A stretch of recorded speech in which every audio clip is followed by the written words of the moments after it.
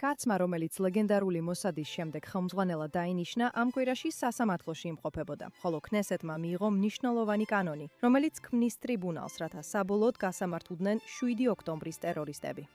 რას შეგვიძლია ვისწავლოთ ამ ისტორიებიდან? მე ილანა მიზელდაიამანტი ვარ და ეს არის ძირითადი კანონი. ეს იყო ძალიან მნიშვნელოვანი კვირა, როგორც იურიდიულ, ასევე პოლიტიკურ სიახლეებში, რადგან ქნესეთმა გახსნა თავისი ბოლო სესია ამ ვადაში და უზენაესი სასამართლო განაგრძობდა ძალიან მნიშვნელოვანი საქმეების განხილვას, რომლებიც ეხება ისრაელის უსაფრთხოებასა და სოციალურ პოლიტიკას.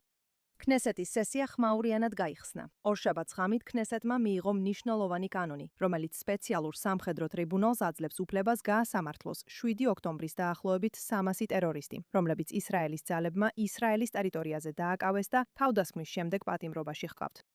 ეს არის მცდელობა დასრულდეს 2 წელიწადი და ნახევარი იურიდიული გაურკვევლობისა იმის შესახებ, თუ როგორ შეიძლება და უნდა გასამართლდნენ ისინი. კანონპროექტი ერთობლივად წარადგინეს როგორც კოალიციის, ასევე ოპოზიციის წევრებმა. ის მიიღეს 93 ხმით 0-ის წინააღმდეგ, რაც იშვიათი სუპერმრავლესობაა, მით უმეტეს, რომ საკმარისი იქნებოდა უბრალო უმრავლესობაც და არც ერთი წევრი არ ყოფილა წინააღმდეგი. ეს არის მტკიცე ერთიანობის გამოხატულება, როდესაც საქმე ეხება იმ ადამიანების გასამართლებასა და დასჯას, ვინც 7 ოქტომბერს ჩვენი მეგობრები და ოჯახის წევრები მოკლა, გააუპატიურა, დასახიჩრა, გაიტაცა და აწამა. Friends and family on October 7th. ეს არის ნაწილობრივი პასუხი სამართლიანობის ძახილზე და მხოლოდ იმედი შეგვიძლია გქონდეს, რომ ეს კარგი პასუხია. კანონპროექტი ქმნის სპეციალურ სამხედრო სასამართლო სისტემას. ის საშუალებას იძლევა წაყენდეს ბრალდებები, მათ შორის ტერორიზმი, ისრაელის სუვერენიტეტის დარღვევა და გენოციდი, ისრაელის 1950 წლის გენოციდის პრევენციის შესახებ კანონის მიხედვით.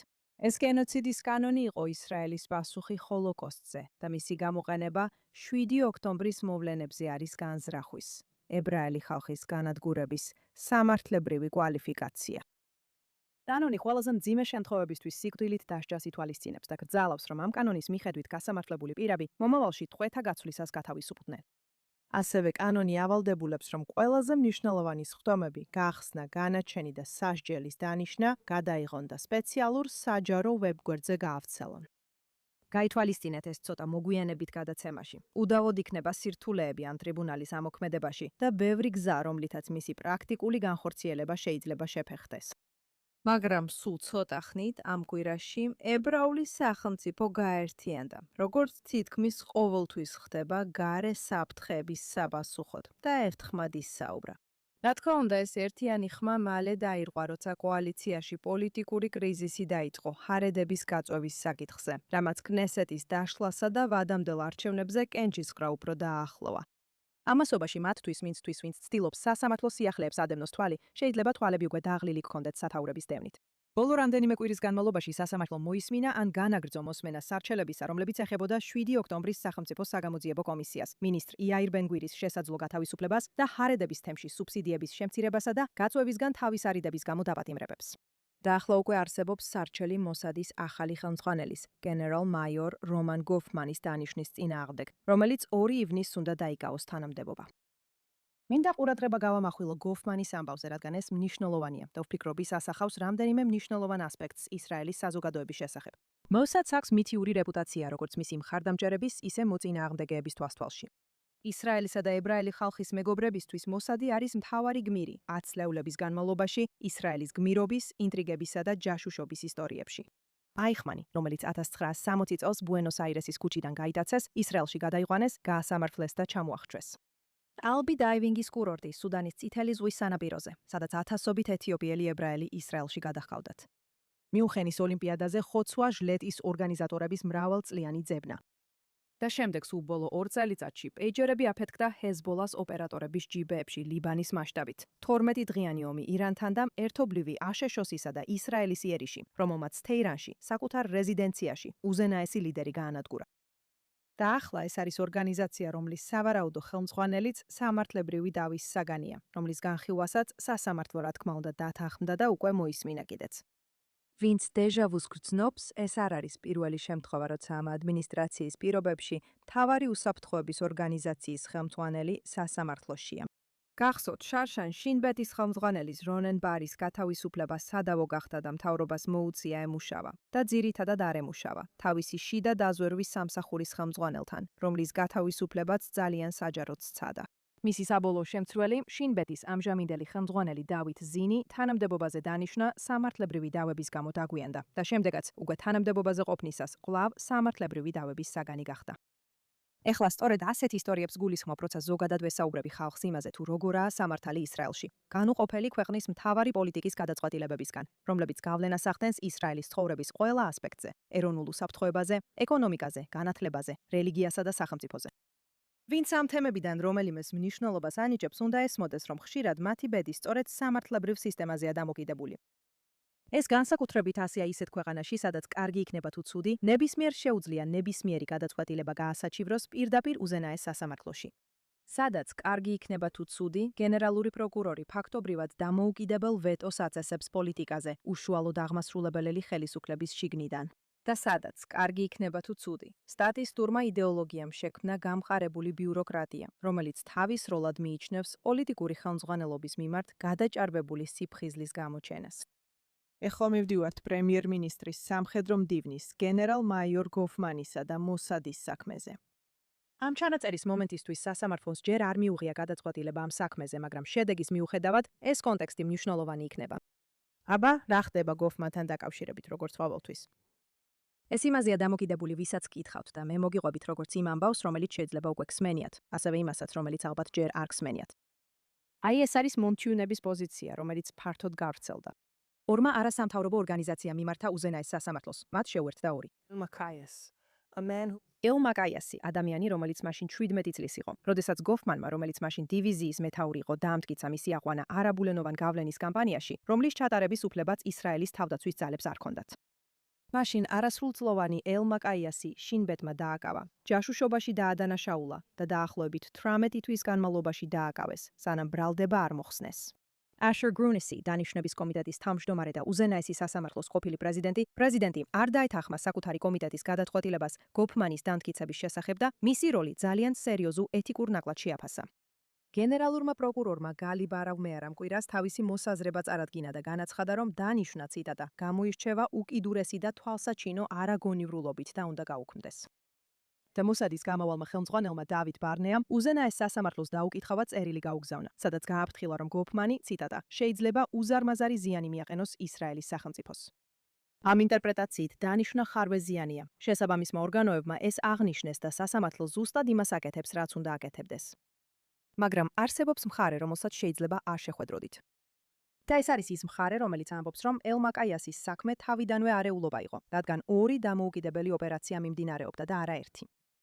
სერიოზული ოპერაცია, რომელმაც ელ მაკაიასი ციხეში ჩასვა, საერთოდ არ ეხებოდა გოფმანს.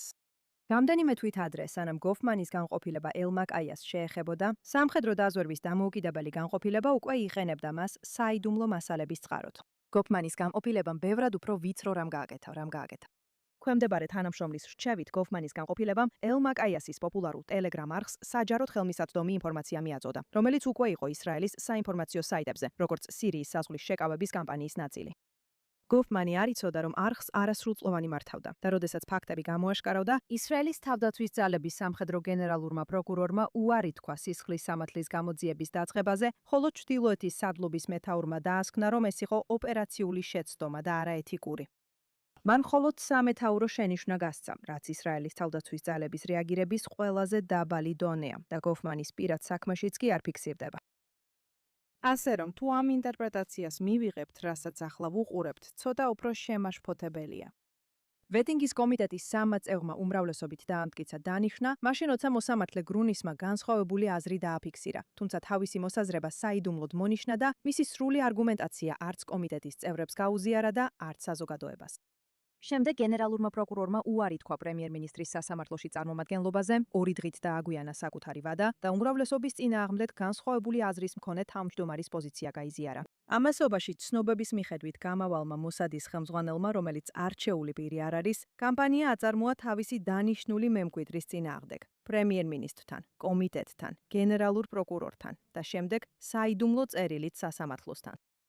ამ ინტერპრეტაციით გოფმანისადმი რეაქცია უფრო ინსტიტუციურ რეფლექსს ასახავს, ვიდრე თავად გოფმანს.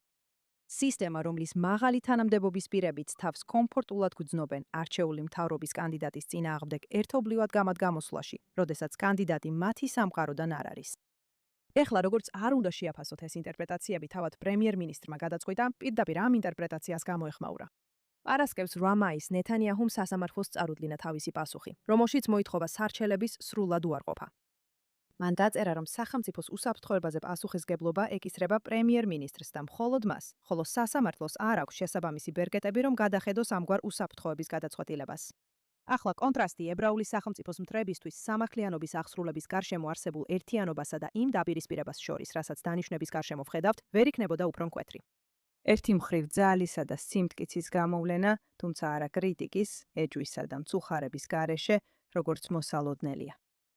მეორეს მხრივ ქვეყნის ერთ-ერთი ყველაზე მნიშვნელოვანი თანამდებობა, რომელიც უნდა თანამშრომლობდეს არჩეულ მთავრობასთან და უსაფრთხოების სტრუქტურები, რომლებსაც ის უნდა აკონტროლებდეს. გახდება ეროვნული დაპირისპირების საგანი და საბოლოოდ სასამართლოში აღმოჩნდება. და ეს პირველი შემთხვევა არ არის. ასე რომ გახსოვდეთ, ეს სულაც არ არის მესამე, მეოთხე ან თუნდაც მეხუთე მნიშვნელოვანი კანდიდატურა, რომელსაც ამ მთავრობის პირობებში ეწინააღმდეგებიან. სახელმწიფო სამსახურის კომისრის დანიშვნის პროცესი 2025 წელს უზენაესმა სასამართლომ გააუქმა, რის შედეგადაც ეს პოზიცია ფაქტობრივად 1 წელზე მეტი ხნის განმავლობაში ვაკანტური დარჩა.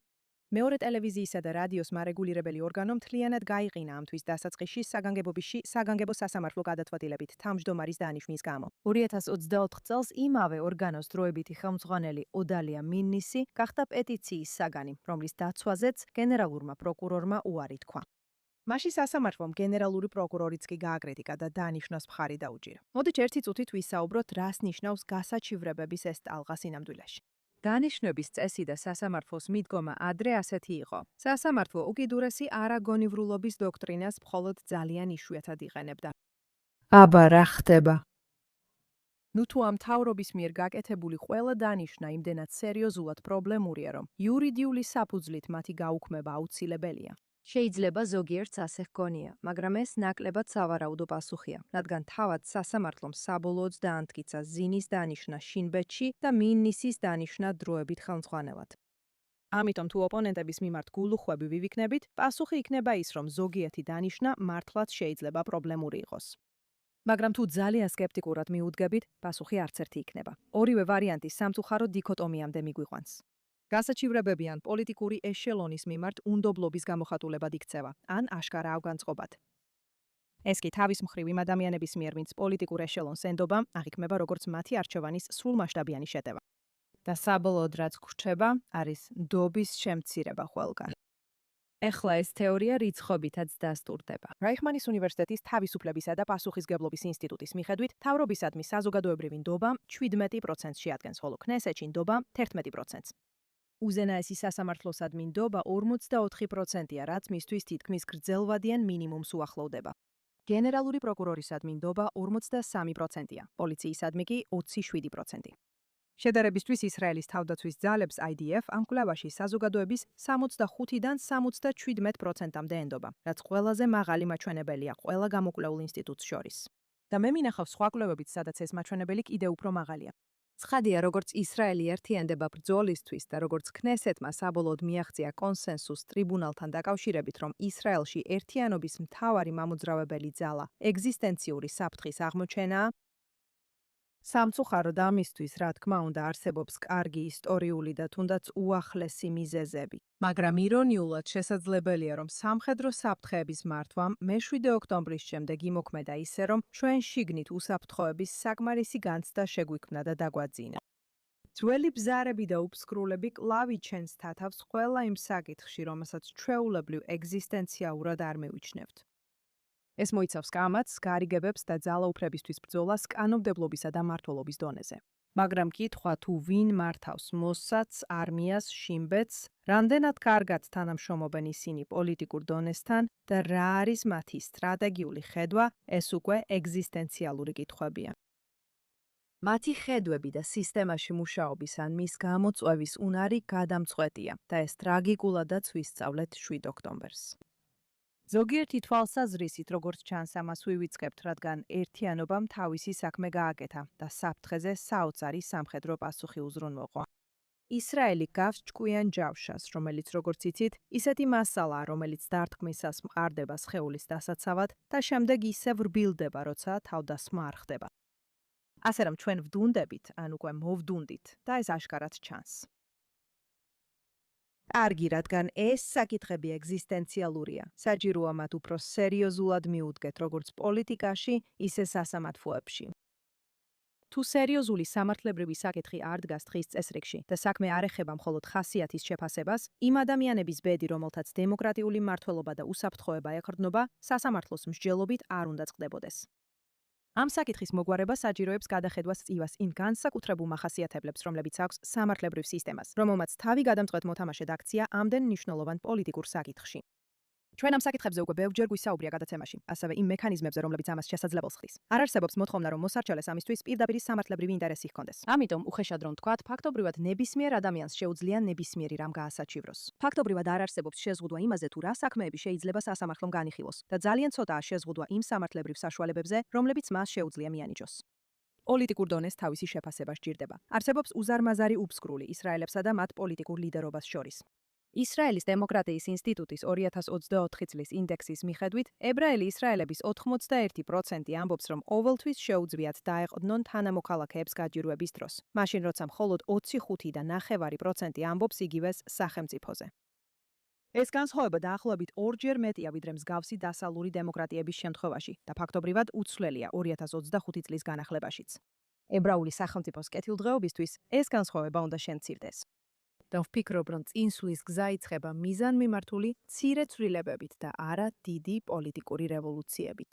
ნაბიჯები, რომლებიც მარტივად შეიძლება აიხსნას, რომლებიც იწვევს კონსენსუსს და ზრდის საზი საზოგადოებრივ მხარდაჭერას იმ ქვეყნის მიმართულებით, რომელიც ჯერ კიდევ ჩვენს თვალწინ შენდება. მოდით მაგალითად მიმდინარე ისტორიას მიუბრუნდეთ. ამჟამინდელი დანიშვნის სისტემის უკამდგომი ინსტინქტი გასაგებია. უმაღლესი თანამდებობის კანდიდატებს სჭირდებათ მკაცრი შემოწმება და სახელმწიფოს, რომელიც ჯერ კიდევ სწავლობს, როგორ გაანაწილოს ძალაუფლება, აქვს მიზეზი, რომ დაიცვას სამოქალაქო სამსახური პოლიტიკური გავლენისგან. ეს ინსტინქტი ყველაზე ძლიერი არგუმენტია სამართლებრივი სისტემისთვის, რომელიც საკუთარ თავს პოლიტიკურ ძალაუფლებასთან ოპოზიციაში აყენებს. მაგრამ ეს ინსტინქტი ასევე შეიძლება გამოყენებულ იქნას ისეთი პროცედურების გასამართლებლად, რომლებიც ითვალისწინებს საზოგადოებას. და აქ პოეტურად რომ ვთქვათ, ალბათ კიდევ რაღაცის სწავლაა შესაძლებელი იმ იმპულსიდან, რომელმაც გამოიწვია კანონი, რომელიც ამ კვირაში მიიღეს, 920, რომელიც საზოგადოებას იწვევს 7 ოქტომბრის ტერორისტების სასამართლო პროცესებზე დასწრებაში. და სულ მცირე მოქალაქეებს აძლევს საშუალებას დაინახონ, როგორ მიმდინარეობს ერთ-ერთი ყველაზე მნიშვნელოვანი პროცესი, რომელიც იმ საშინელი დღის შემდეგ გარკვეულ დასასრულის განცდას აჩენს. არსებობს უამრავი გზა, რომ მეტი გამჭვირვალობა შევიტანოთ ისრაელის პოლიტიკურ პროცესებში და მე უბრალოდ ორ მათგანს აღვნიშნავ, რომლებიც ვიცი. ნიშნულოვანი საპარლამენტო როლის იდეა მაღალი თანამდებობების დანიშვნაში რეგულარულად ჩნდება ისრაელის პოლიტიკურ დისკურსში. უნდა ვაღიარო, რომ ეს შთაგონებულია აშშ-ს სენატის დამტკიცების მოსმენებით, მექანიზმით, რომელიც შექმნილია იმისთვის, რომ საჯაროდ შემოწმდეს მაღალი თანამდებობების დანიშვნების ხარისხი. მეორე ჭრილი ისეთივე სოციოლოგიურია, როგორც პოლიტიკური. მთავრობის მიერ დანიშნული მაღალი თანამდებობის პირების დანიშვნის კომიტეტის ხელმძღვანელი არის უზენაესი სასამართლოს საპატიო მოსამართლე. ყოველთვის. იდეა ისაა, რომ ასეთი პირები განსაკუთრებულად არიან შესაფერისნი განსაჯონ ის, რასაც თორა ჰანიდოც უწოდებენ, ანუ ადამიანის პირადი ღირებულებებისა და ქცევის სიწმინდეს. ზუსტად იგივე იდეა აყენებს ყოფილ მოსამართლეებს იმ კომიტეტების სათავეში, რომლებიც ირჩევენ ბანკების და სამედიცინო ორგანიზაციების ხელმძღვანელებს, ხოლო მოქმედ უზენაესი სასამართლოს მოსამართლეს ცენტრალური საარჩევნო კომიტეტის თავკაცად. ზუსტად იგივე იდეა, შერწყმული. მთავრობაში უმრავლესობის საწინააღმდეგო ძალის სურვილთან ერთად, უზენაესი სასამართლოს მოსამართლეებს აძლევს საკონტროლო ბლოკს თავად მოსამართლეთა შერჩევის კომიტეტში. მაგრამ ნაკლებად თვალსაჩინო პრობლემა ისაა, რომ ეს ძალიან მნიშვნელოვანი კომიტეტების ხელმძღვანელობას ავიწროებს იმ მცირე ადამიანთა დღეზე, ვისი კარიერაც საზოგადოებიდან იზოლაციაზეა დამოკიდებული. ეს დისტანცია სწორედ იმისთვისაა განკუთვნილი, რომ გააძლიეროს მოსამართლეები მათ იურიდიულ როლში. მაგრამ ეს აშკარად არ არის სწორი კვალიფიკაცია მაშინ, როცა ამოცანაა საზოგადო მოღვაწეთა ხასიათის წაკითხვა, რომლებიც სხვა საზოგადო მოღვაწეებთან ერთად იმუშავებენ დემოკრატიული მმართველობის რთულ გარემოში. კიდევ უფრო ღრმა პრობლემაა ის ვარაუდი, რომ იურიდიული განათლება ანიჭებს მონოპოლიას, მორალური ვარგისიანობის განსაზღვრაზე, თითქოს გონივრულობა იყოს, სამეცნიერო მუდმივა და არა სუბიექტური ღირებულებითი შეფასება. ალბათ არსებობს უსასრულო სია, მცირე, მაგრამ მაღალი გავლენის მქონე ცვლილებებისა, რომლებსაც შეგვიძლია შევიტანოთ ისრაელის კანონებსა და მართლობაში ისე, რომ არ დაგვჭირდეს მასშტაბური სისტემური ცვლილებების გარშემო კონსენსუსის მიღწევის უფრო რთული სამუშაო. და ჩემი იმედია, რომ მცირე ნაბიჯები, თუ ისინი სწორად იქნება დაგეგმილი და განხორციელებული, მოგვამზადებს უფრო დიდი საუბრისთვის. საბოლოოდ ამ მცირე იდეებზე უფრო მნიშვნელოვანია იმის გაცნობიერება, რომ ჩვენ მრავალი თვალსაზრისით ნემსის წვერზე ვარსებობთ. და ეს ხდება მიუხედავად იმისა, რომ აქციების ბაზარი რეკორდულად იზრდება და ქვეყანას მსოფლიოში ერთ-ერთი საუკეთესო სამხედრო ძალა ჰყავს. ამ ქვეყნის გარე მტრებისგან დასაცავად მუშტივით ერთად მუშაობა მხოლოდ ნახევარია საქმისა. მეორე ნახევარია, რომ სახლში დაბრუნებისას მუშტები დავწიოთ. მაშასე, იერუსალიმელებო, გილოცავთ იერუსალიმის დღეს და მომავალ კვირას შევხვდებით.